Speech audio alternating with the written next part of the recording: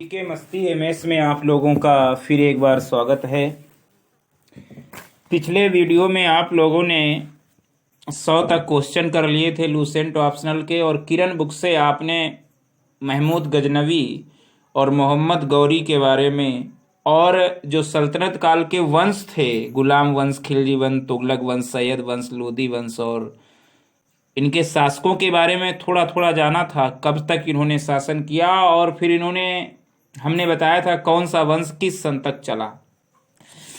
आज इसमें 100 से 120 तक क्वेश्चन होंगे और गुलाम वंश और खिलजी वंश के बारे में बताएंगे किरण बुक के अनुसार। तो 101 क्वेश्चन है, अमीर खुसरो ने किसके विकास में अग्रगामी भूमिका निभाई? तो अमीर खुसरो ने खड़ी बोली के विकास में अग्रगामी भूमिका निभाई। ये 101 क्वेश्चन है। अब देखते हैं किरण बुक का एक्सप्लेन। गुलाम वंश, पहला शासक कुतुबुद्दीन ऐबक, 1206 से 1210 ईस्वी तक इसने शासन किया। मोहम्मद गौरी की मृत्यु के बाद उसके गुलाम सरदार कुतुबुद्दीन ऐबक ने 1206 ईस्वी में गुलाम वंश की स्थापना की। तुगरिल को मोहम्मद गौरी ने बयाना का गवर्नर बनाया था। तुगरिल को मोहम्मद गौरी ने बयाना का गवर्नर बनाया था। कुतुबुद्दीन ऐबक दिल्ली का गवर्नर था। कुतुबुद्दीन ऐबक को गौर के सुल्तान गयासुद्दीन महमूद ने दास्ता से मुक्त कर दिया। कुतुबुद्दीन ऐबक की शादी याल्दोज की बेटी से हुई थी। 1210 ईस्वी में कुतुबुद्दीन ऐबक की मृत्यु लाहौर में चौगान यानी पोलो खेलते समय हुई थी। लाख बख्श लाखों में दान करने वाला के नाम से कुतुबुद्दीन ऐबक को ही जाना जाता है। दिल्ली में कुव्वतुल इस्लाम मस्जिद और अजमेर में 2.5 दिन का झोपड़ा कुतुबुद्दीन ऐबक ने बनवाया। कुतुबुद्दीन ऐबक का राज्याभिषेक जून 1206 ईस्वी में लाहौर में हुआ था। कुतुबुद्दीन ऐबक 1206 से 1210 ईस्वी तक लाहौर से ही शासन किया। इसने ऐबक ने साम्राज्य विस्तार से अधिक ध्यान राज्य से सुदृढ़ीकरण पर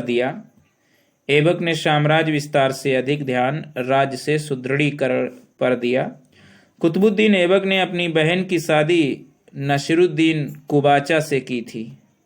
कुतुबुद्दीन ऐबक ने अपनी बहन की शादी नसीरुद्दीन कुबाचा से की थी। कुतुबुद्दीन ऐबक ने अपनी दूसरी पुत्री की शादी इल्तुतमिश से की थी। कुतुबुद्दीन ऐबक को सुल्तान के रूप में 1208 ईस्वी में मान्यता मिली। कुतुबुद्दीन ऐबक ने गौरी को भारतीय सल्तनत में मलिक एवं सिपहसालार की हैसियत से पद पर कार्यरत किया। मलिक एवं सिपहसालार की हैसियत से पद पर कार्य किया था। कुतुबुद्दीन ऐबक को हातिम द्वितीय की संज्ञा दानशीलता एवं उदारता के कारण दी गई। हातिम द्वितीय की संज्ञा कुतुबुद्दीन ऐबक को दी गई। हसन निजामी एवं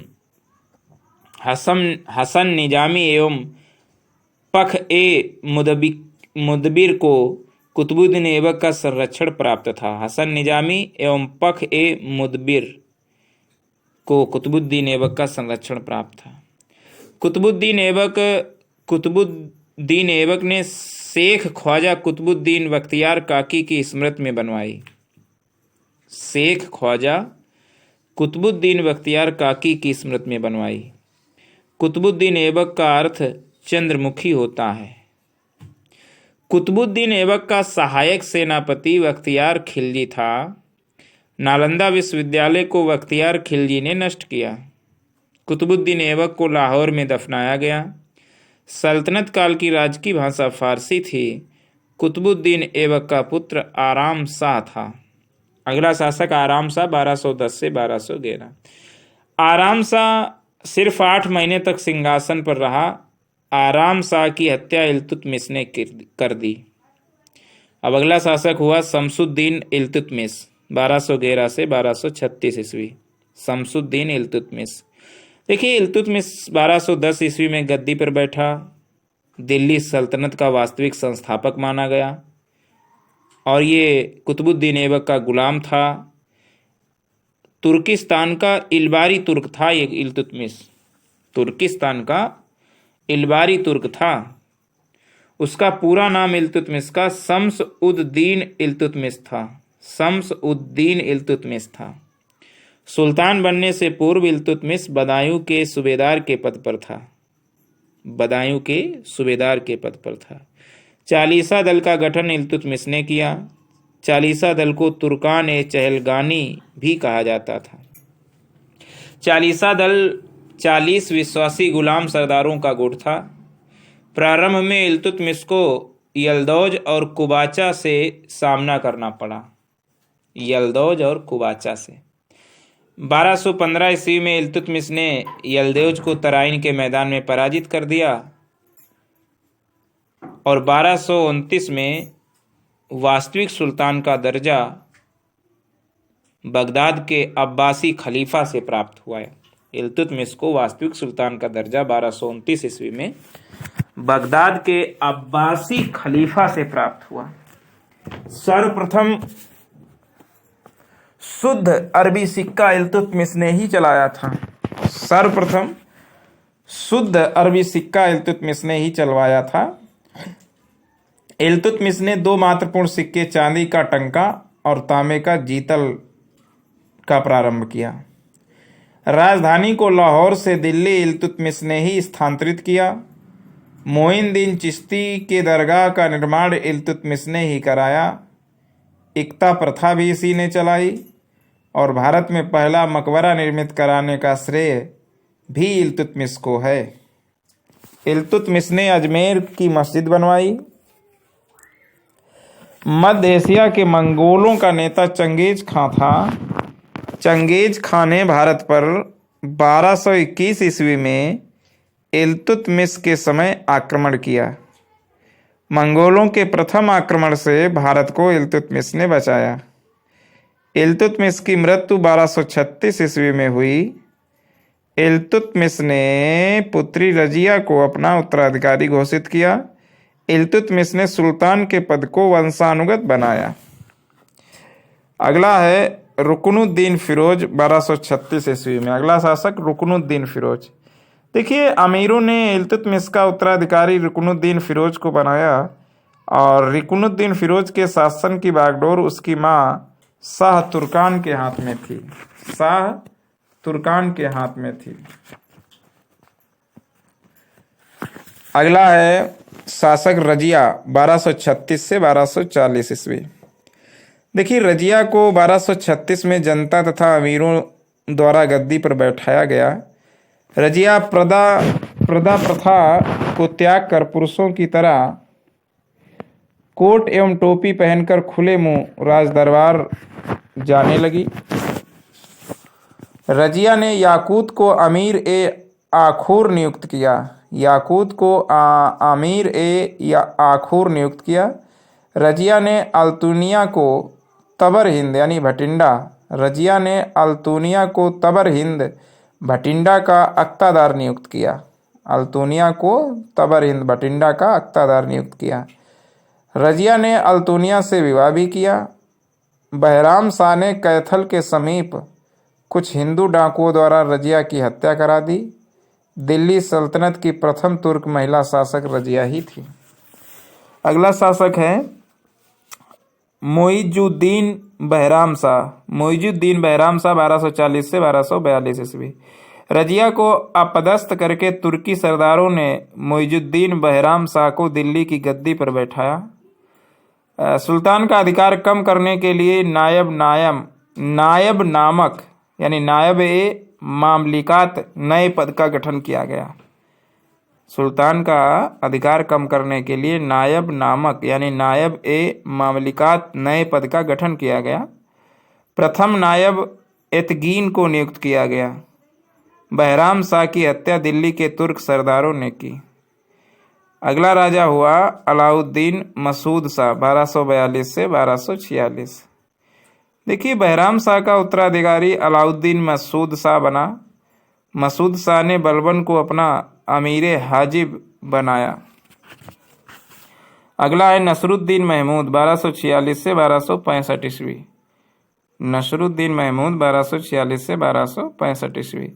1246 ईस्वी में बलबन ने मसूद शाह के स्थान पर नसरुद्दीन महमूद को सुल्तान बनाया और नसरुद्दीन ने राज्य की समस्त शक्ति बलबन को सौंप दी। नसरुद्दीन ने बलबन को उल्गू खां की उपाधि प्रदान की। बलबन ने अपनी पुत्री की शादी सुल्तान नसरुद्दीन से की। नसरुद्दीन महमूद ऐसा सुल्तान था जो टोपी बनाकर अपना जीवन निर्वाह करता था। नसरुद्दीन महमूद ऐसा सुल्तान था जो टोपी बनाकर अपना जीवन निर्वाह करता था। 1259 ईस्वी में मंगोल नेता हलाकू के साथ समझौता कर बलबन ने पंजाब में शांति स्थापित की। मिन हाजुद्दीन सिराज ने अपनी तबकात ए नासरी नसरुद्दीन को समर्पित की। 1265 ईस्वी में नसरुद्दीन महमूद की मृत्यु के बाद बलबन उसका उत्तराधिकारी बना। अगला है राजा गयासुद्दीन बलबन 1265 से 1287 ईस्वी। गयासुद्दीन बलबन इलबरी जाति का था। इलबरी ख्वाजा जमालुद्दीन बसरी खरीद कर दिल्ली लाया था इसे। ख्वाजा जमालुद्दीन बसरी। इल्तुतमिश ने बलबन को ग्वालियर विजय के उपरांत खरीदा। रजिया के शासनकाल में बलबन अमीर ए शिकार पद पर। इल्तुतमिश द्वारा स्थापित चालीसा दल को बलबन ने समाप्त कर दिया। बंगाल की राजधानी लखनौती को बलबन के समय विद्रोहों का नगर कहा जाता था। लखनौती विद्रोहों का नगर। बंगाल के विद्रोही सरदार तुगरिल खां को मलिक मुकद्दीर ने पकड़ा। बंगाल के विद्रोही सरदार तुगरिल खां को मलिक मुकद्दीर ने पकड़ा। मेवाड़ियों के विद्रोह का दमन गयासुद्दीन बलबन ने किया। अगला है बलबन की अन्य उपलब्धियां। देखिए, बलबन ने केंद्रीय सैन्य विभाग की स्थापना की जिसे दीवान ए अर्ज कहते हैं।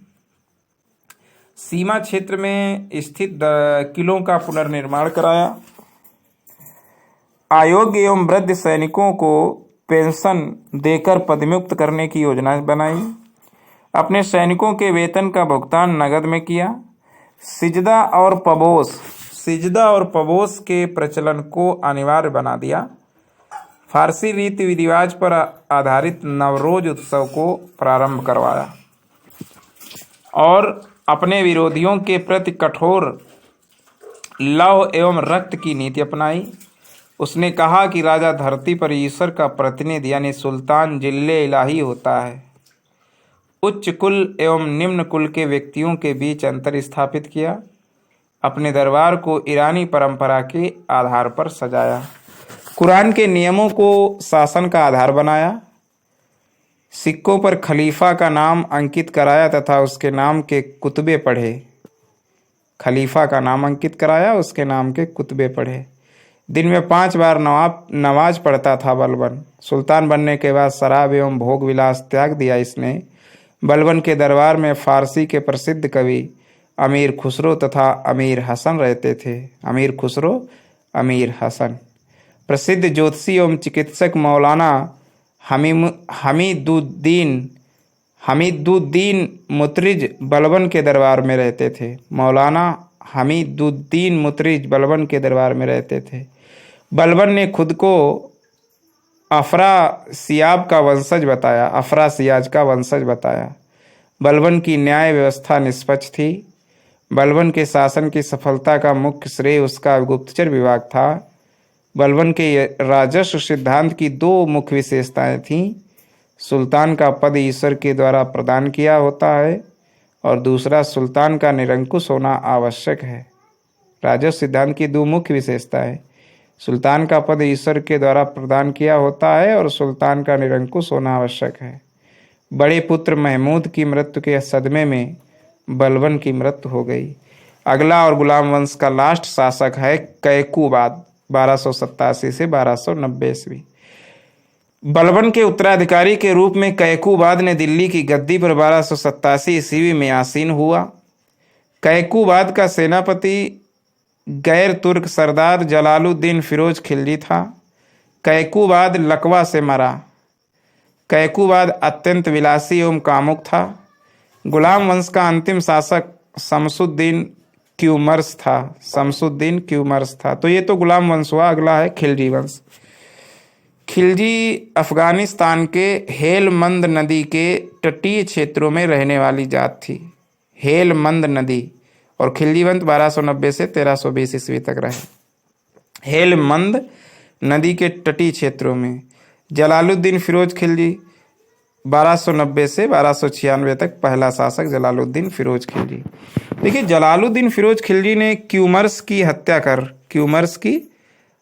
कर शमसुद्दीन क्यूमर्स की हत्या कर, जो अंतिम शासक था कैकूबाद के बाद में जो बना था, उसकी हत्या कर खिलजी वंश की नींव डाली। खिलजी वंश की स्थापना को खिलजी क्रांति नाम से जाना जाता है। जलालुद्दीन फिरोज खिलजी का नाम मलिक फिरोज था। खिलजी सर्वहारा वर्ग के थे। खिलजी शासकों ने प्रशासन में धर्म और उलेमा के महत्व को अस्वीकार कर दिया। जलालुद्दीन खिलजी ने अपनी राजधानी किलोखरी यानी दिल्ली के पास जो थी किलोखरी, उसको बनाया। जलालुद्दीन ने अपने राज्याभिषेक के 1 वर्ष बाद दिल्ली में प्रवेश किया। जलालुद्दीन ने अपने पुत्रों को खाना, अरकली खां एवं कद्र खां की उपाधि प्रदान की। खाना, अरकली खां एवं कद्र खां की उपाधि प्रदान की। जलालुद्दीन खिलजी ने 1290 ईस्वी में कड़ा मानिकपुर के सूबेदार मलिक छज्जू के विद्रोह को दबाया। जलालुद्दीन खिलजी की हत्या उसके भतीजे और दामाद 1296 ईस्वी में अलाउद्दीन खिलजी ने की। अगला है अलाउद्दीन खिलजी 1296 से 1316। अलाउद्दीन खिलजी के बचपन का नाम अली गुरसस्प था।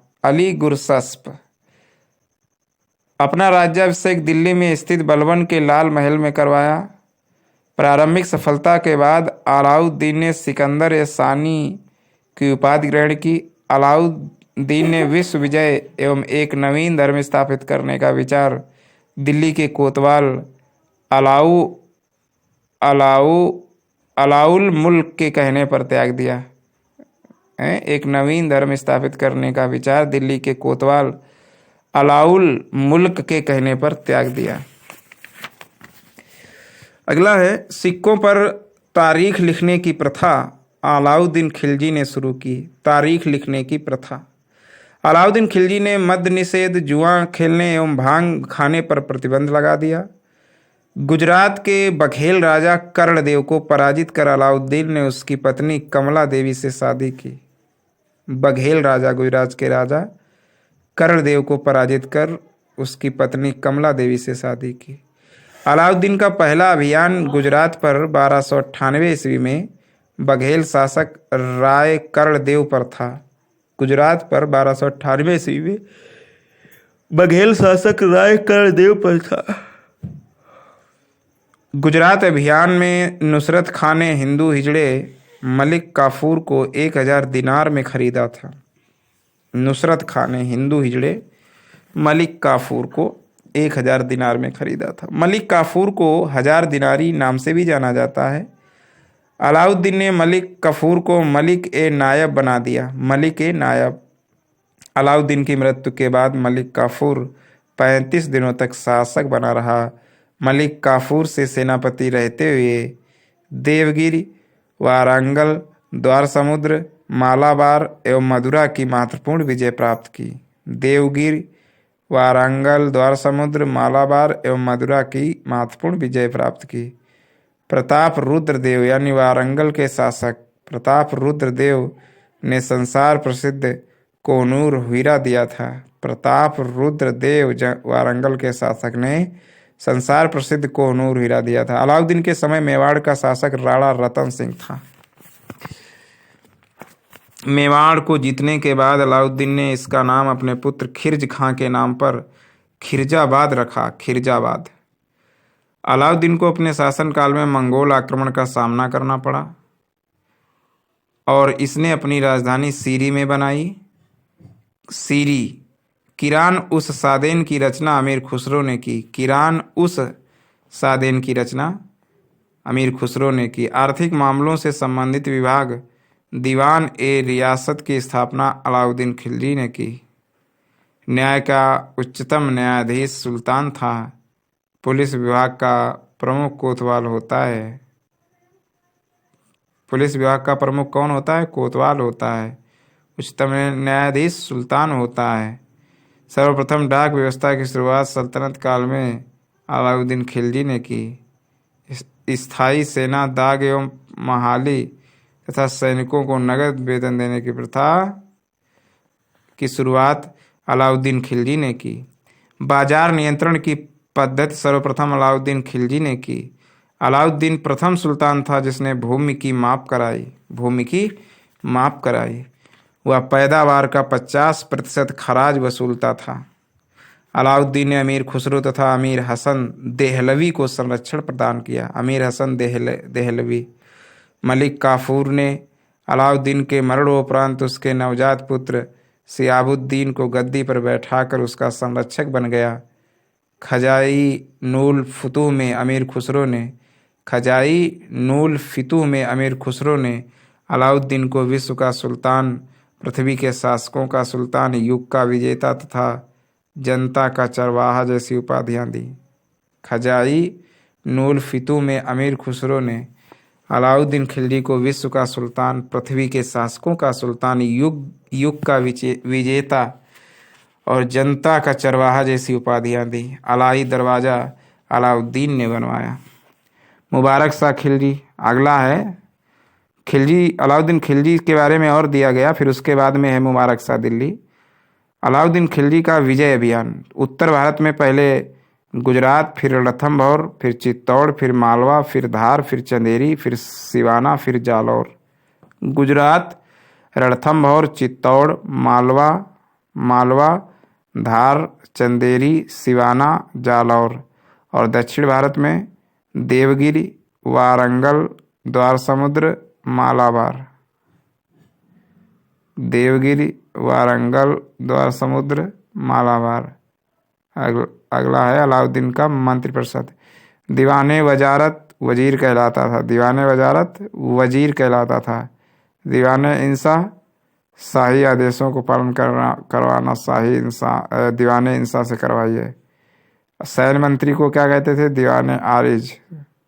और विदेश विभाग को, मंत्रिपरिषद को दीवाने रसातल। विदेश मंत्री दीवाने रसातल, सैन्य मंत्री दीवाने आरिज, शाही आदेश को पालन करवाना दीवाने इंसा और वजीर दीवाने वजारत। अगला है कॉलम अलाउद्दीन खिलजी द्वारा बाजार के नियंत्रण के लिए अधिकारी। तो सहना ए मंडी बाजार अधीक्षक कहलाता था और बाजार पर नियंत्रण रखता था दीवाने ए रियासत।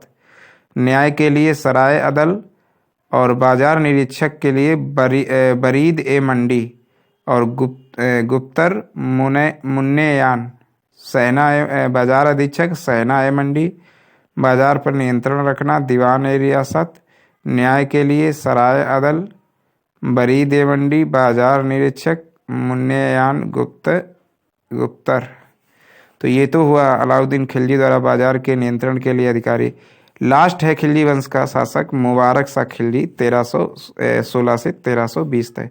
मुबारक खां खिलजी ने खलीफा के आदेश को नहीं माना। मुबारक शाह खिलजी ने स्वयं को खलीफा घोषित किया। मुबारक खिलजी ने उल इमाम खिलाफत उल्लाह उपाधि धारण की। उल इमाम खिलाफत उल्लाह उपाधि धारण की। बरनी के अनुसार मुबारक शाह खिलजी कभी कभी दरबार में नग्न अवस्था में आता था। मुबारक खिलजी की हत्या खुसरो शाह ने की थी। खुसरो शाह की हत्या गाजी मलिक यानी गयासुद्दीन तुगलक ने की थी। खुसरो शाह ने पैगंबर का सेनापति की उपाधि धारण की थी। पैगंबर का सेनापति। तो ये तो हुआ खिलजी और गुलाम वंश। अब देखते हैं 102 से 101 हो गया था, 102 वाला क्वेश्चन है, तैमूर लंग ने किसके शासनकाल में भारत पर आक्रमण किया?